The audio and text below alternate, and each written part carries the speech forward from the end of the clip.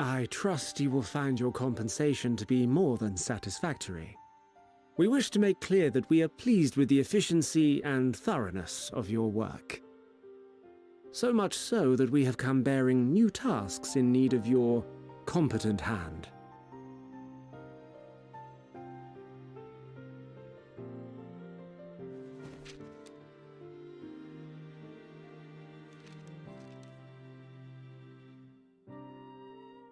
Another lengthy list. If I may speak frankly, the Gleaners have been pushed to the point of collapse by your unending demands. We are not familiars to be exploited. We are Sharlayan scholars, and we deserve an explanation for this unseemly treatment. What warrants such urgency?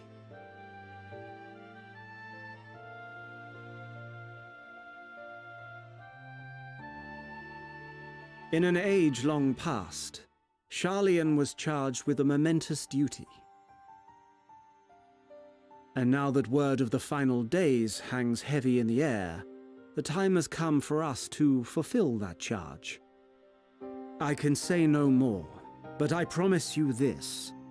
All will be revealed in due course. And when it has, you will understand that your toil was in service to the greatest good.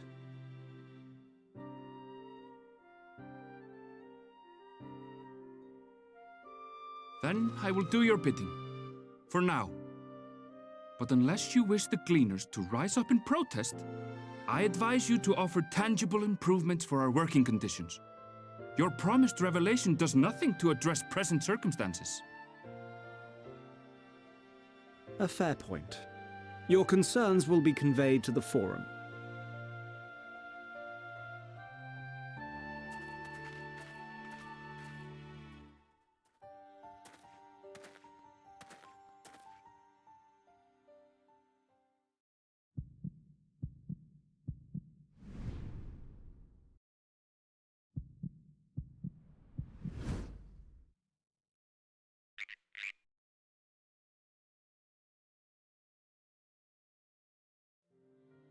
I hope that was informative. You may consider my debt to you repaid in full. While I do have my reservations about the Forum, I want to believe that they have our best interests at heart. Which is why I'm reassured that you're busy sniffing out the truth of things. We can ill afford to place all our eggs in one basket, this master plan of theirs, without first understanding the risks involved.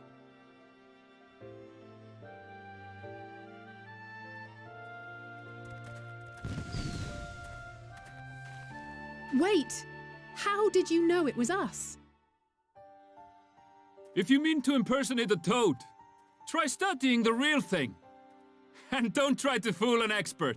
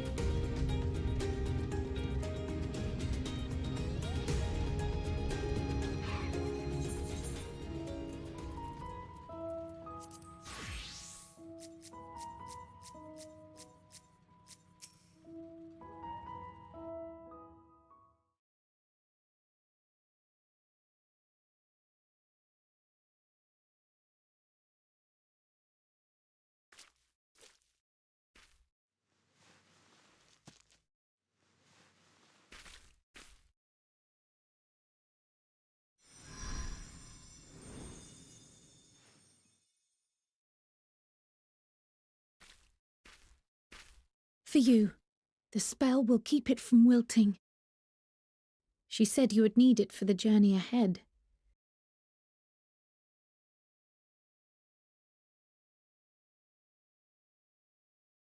Will you speak with her now? I cannot hope to match Minfilia's clarity, of course, but...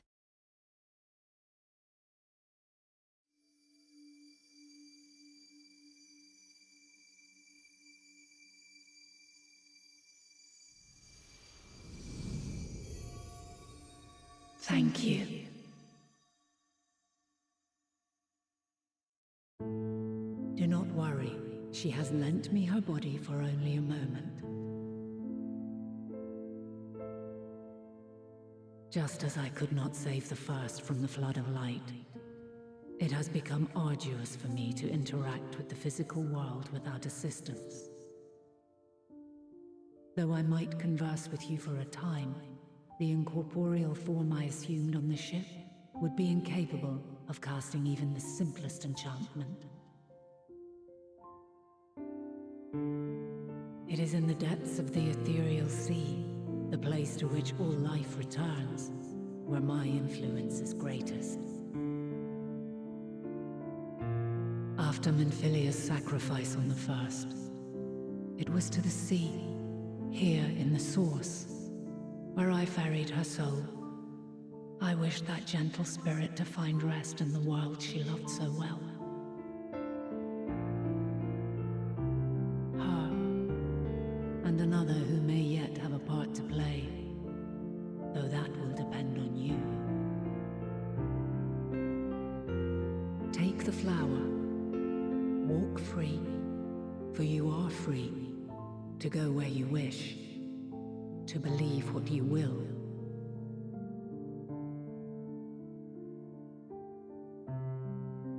That blue will be your guide, test and proof of your conviction. In darkness, seek joy, surrender not to sadness, and see beyond despair. Walk free and bear the light for others to follow.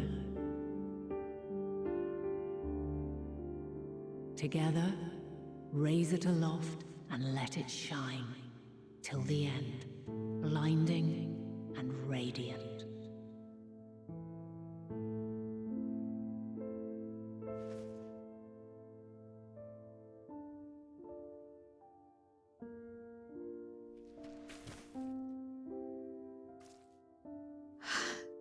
That was all too brief. Already she seems so far away.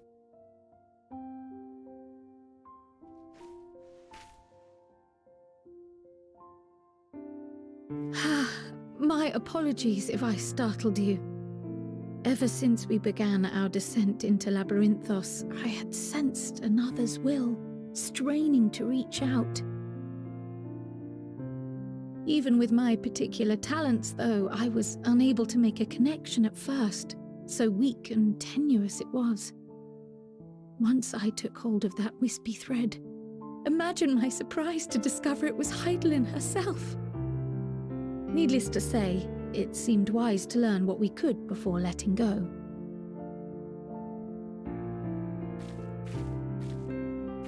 Her answers were more cryptic than I would have liked, but at least she left us with a guide of sorts, that unusual flower.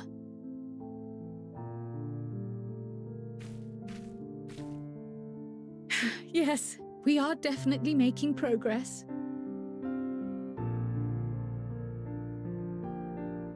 You can't be serious! We've done nothing wrong!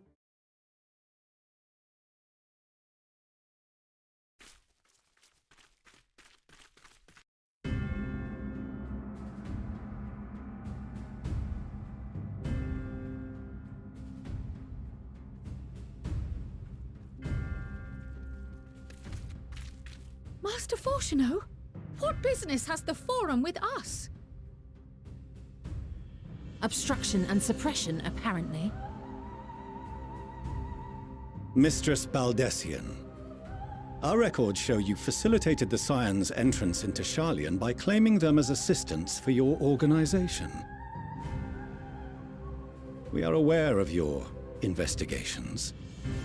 After alerting the major institutions to the presence of potential troublemakers, we received word from an Archean custodian.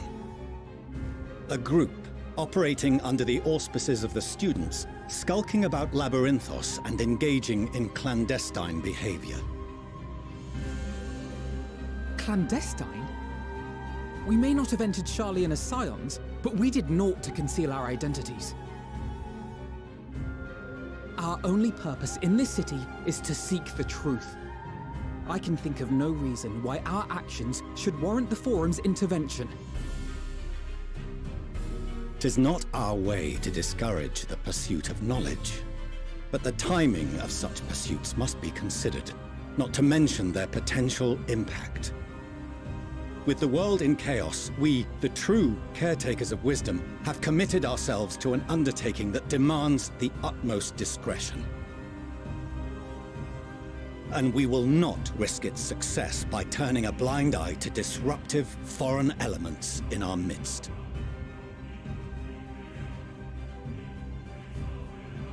What, then, is to be our fate?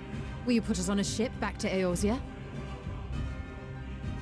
The Forum will convene to examine your case.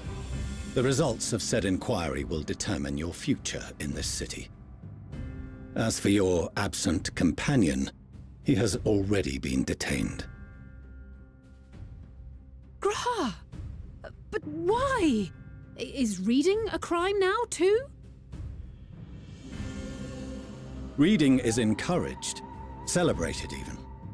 Not, however, of the volumes shelved in the restricted section of the library.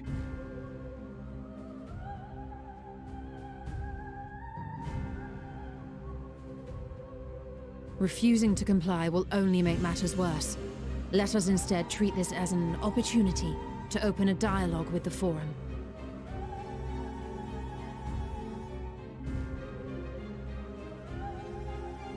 Silence is often one's best defense. I would advise against prolonging the proceedings with frivolous discourse.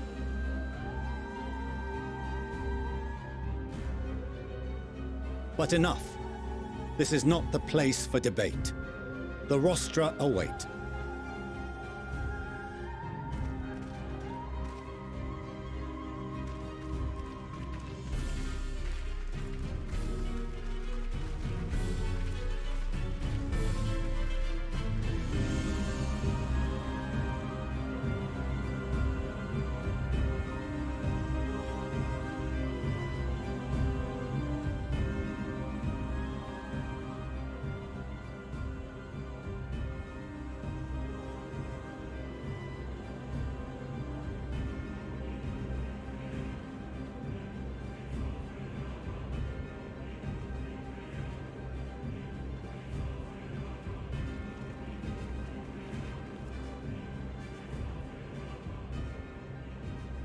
Forgive me. I was careless. We would have been detained regardless. This way, at least, we managed to stay together.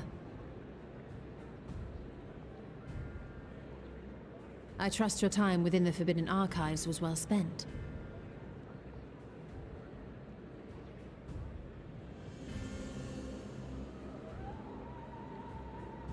The Forum will come to order! This inquiry is now in session. As Speaker-elect, I will be presiding over the day's proceedings. Master Fortuner, would you be so kind as to restate the matter which compelled you to summon your colleagues with such urgency?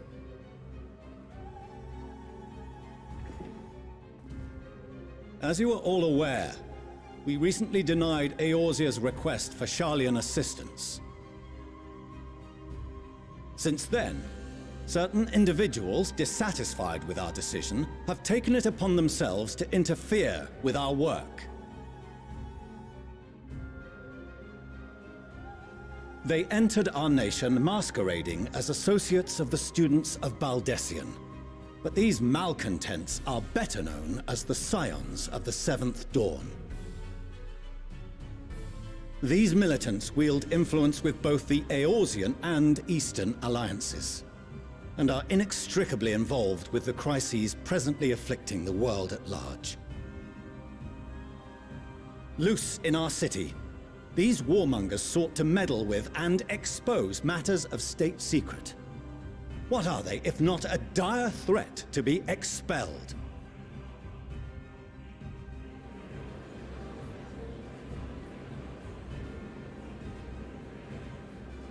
You have tarnished the good name of the students. Galuf would be ashamed.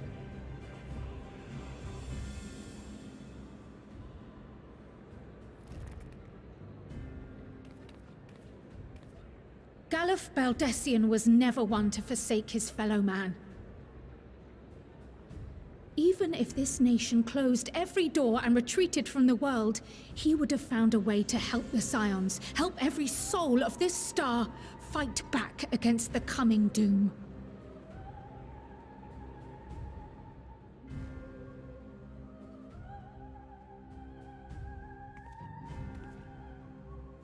A terrible enemy stands poised to lay waste to all we hold dear.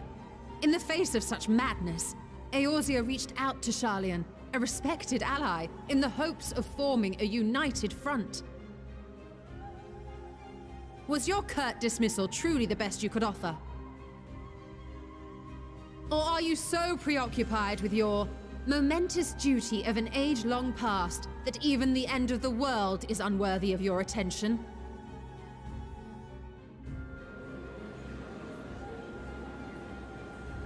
Whence came this revelation?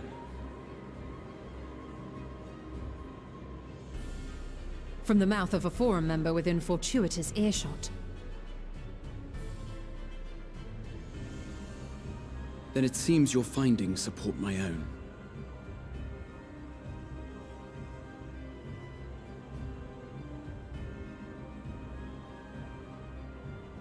The reason I visited the restricted shelves was to study records of the Forum's policymaking process, to better understand the historical trends underlying their most major decisions.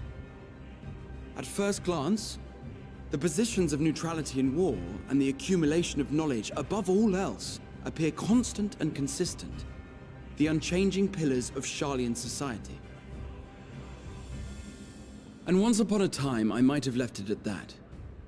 These days, however, I am more attuned to the subtleties of governance, and so I noticed something odd.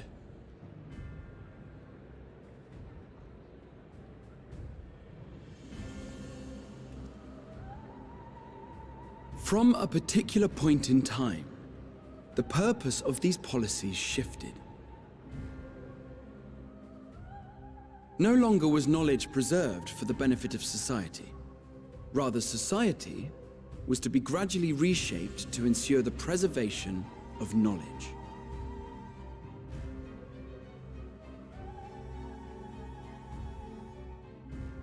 The most conspicuous and telling change was the one which befell Labyrinthos. Once little more than an oversized storehouse, an enormous allocation of funds saw it transformed into an advanced research and archival facility. I also discovered a fascinating account on the finances of our Dravanian colony. The settlement attracted students from far and wide, and the connections and tuition fees thus acquired were funneled into further improvements for the archives. Now, there is no question that our nation's progress is tied to the acquisition of wisdom. Nevertheless, the vast resources diverted for this purpose borders on the obscene. But returning to the matter of when, our change in course appears to have been made some 270 years ago. The very same period when Sharlayan scholars in the hinterlands began a formal study of the ethereal sea. You found something, did you not? And whatever it was, gave rise to your oh-so-important duty. Mind your tongue, Archon. If you had seen...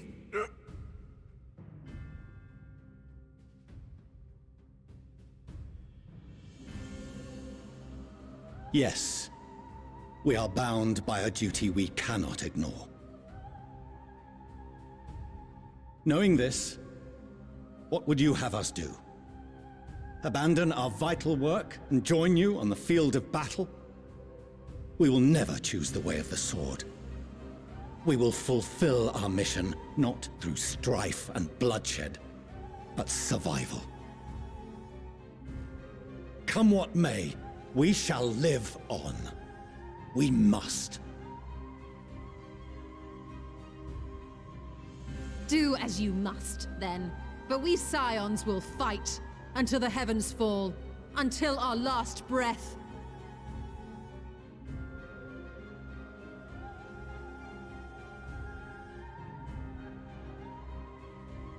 Such misguided zeal.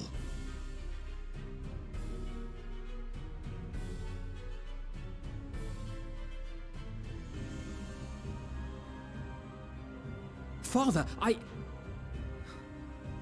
Master Fortuno, I fail to understand the stance you have elected to take. But by the same token, I have yet to find a compelling argument to counter the challenge you put to us in Gridania. Still, in the midst of my uncertainty,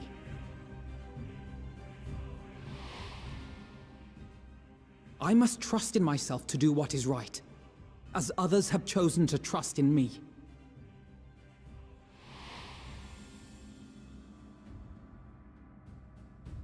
So I will continue, as I always have, weighing the consequences of my every action, and allowing my hope for the future to inform my decisions. That's quite enough.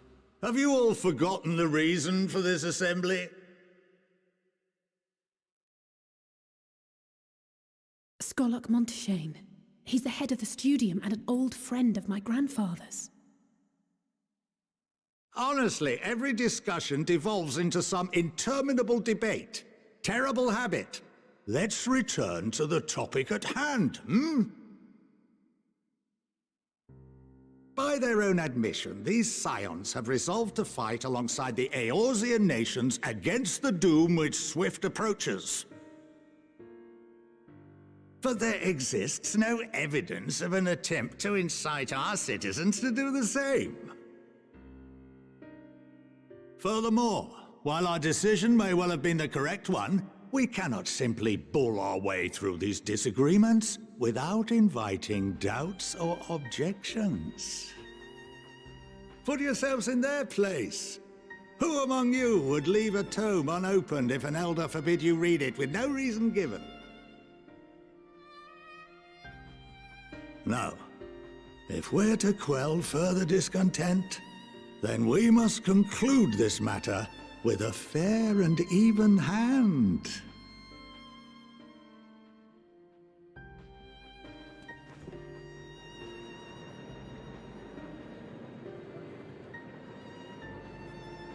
Order! We will have order! Master Monteshane raises some valid points. Keeping such concerns in mind, I propose we enforce the following measures. Until further notice, the students of Baldesion are to cease any and all activities within the domain of Sharlayan. You will also refrain from any further investigation into the Forum's decisions and duties. Failure to comply with these restrictions will result in the immediate expulsion of your Scion associates.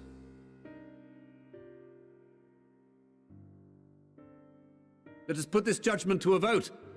All in favor, raise your hand.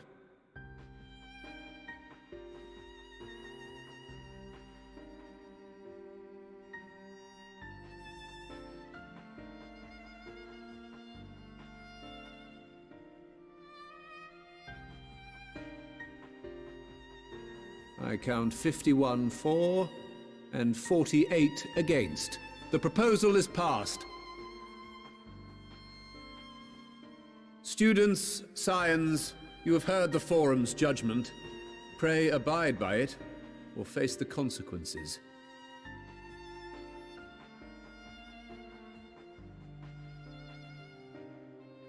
Honored members, I thank you for your time. This inquiry is concluded.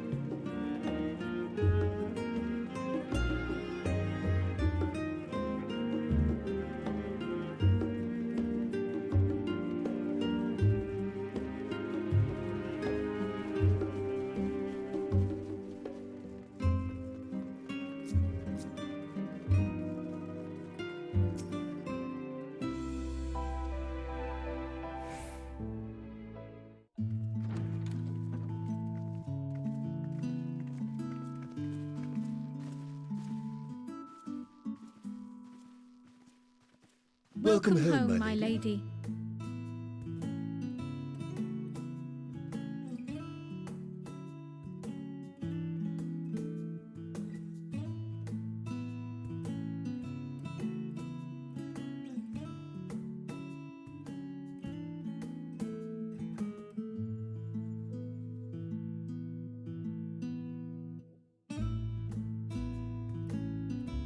What?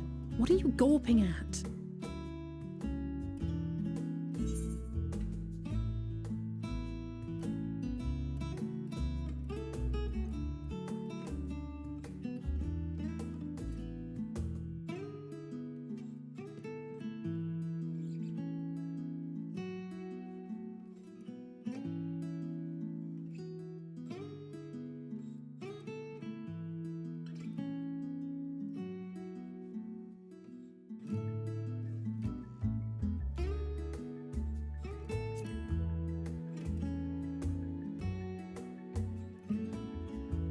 Oh, gods, please don't. It makes me feel like a spoiled princess.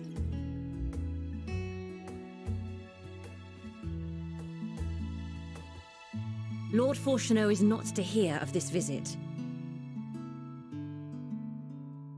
And I should also like the children to have their gifts, ere my husband makes his return. As you wish, my lady.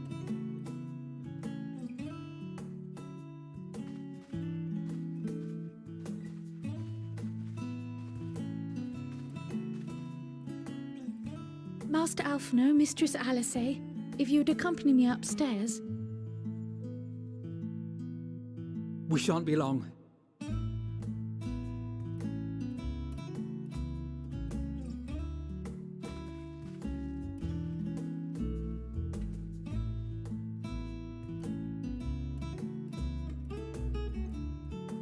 The twins have been sending letters home from time to time, recounting their latest adventures. I am sure they withhold certain details, of course, if only to keep me from worrying. Yet a mother worries all the same. In the early days especially, I tried to support them as best I could, sending the Scion's coin and other such donations. Fortunately, they have found the strength to overcome adversity time and time again. Their words grow more confident with every letter, their depictions more vivid. The triumphs and defeats, the joys and sorrows. 'Tis clear that they have come to find value in every experience. But of those they treasure most, it would seem that meeting you might be the most impactful. Why, since that fateful day, I do believe there has not been a single missive in which you were not mentioned by name.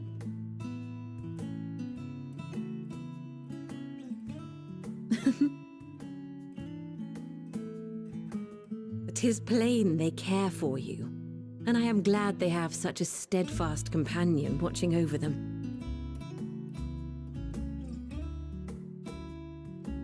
Under normal circumstances, I would offer you tea, but alas, these are anything but. In any event, why don't you keep me company whilst we await my children's return? Perhaps you might regale me with a tale or two of your exploits."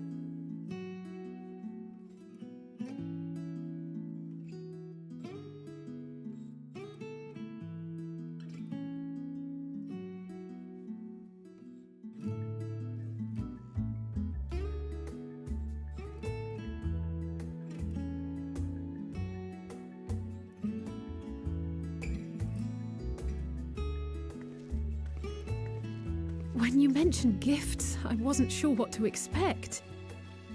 Mother,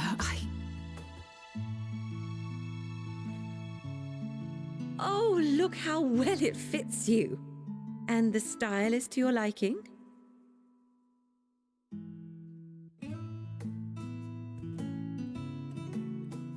It's perfect. Exactly what I would have chosen. But please, tell me you had something different made for Alphino. Naturally. You are hardly little children anymore.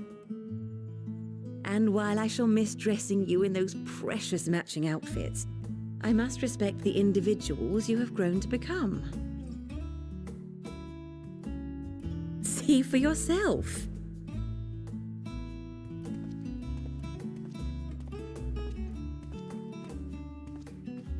Thank you for the splendid clothes, Mother. Stylish, comfortable, and eminently practical. I am so glad you like them. They are, however, missing one final touch.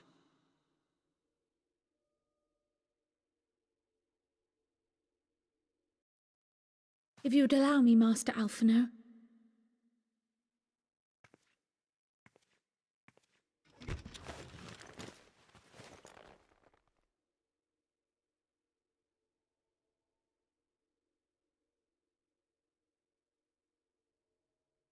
Wait. Are these... A sage's tools of the trade. They belonged to your father.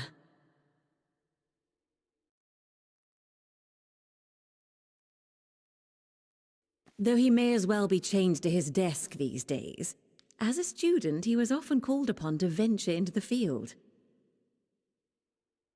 He wielded those armaments, both to heal and to harm in no few battles. None so fierce as those you two have braved, perhaps, but battles nonetheless.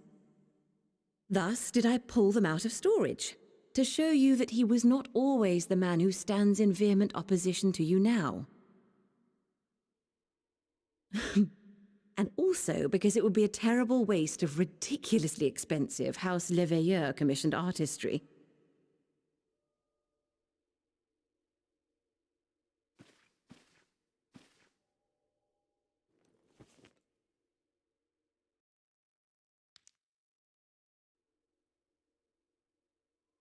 I am told these devices are quite difficult to master, but someone of your extensive experience should soon have them darting about with grace and aplomb. May the wisdom in that crystal serve you well. And please, try to find common ground with your father, that you might come and go without need for this awful subterfuge.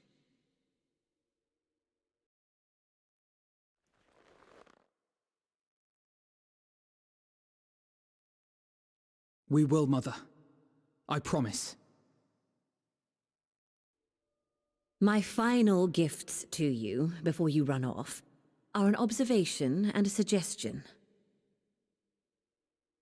Firstly, Fortunato has ever been a serious man, but it was only after you were born that he truly lost himself in his work. I may not know the Forum's inner workings, but I know your father's. The timing of that change in him holds some significance. Secondly, do not seek to best your father with words. Far better that you simply show him. Let him discover the merit of your actions, after they cannot be undone.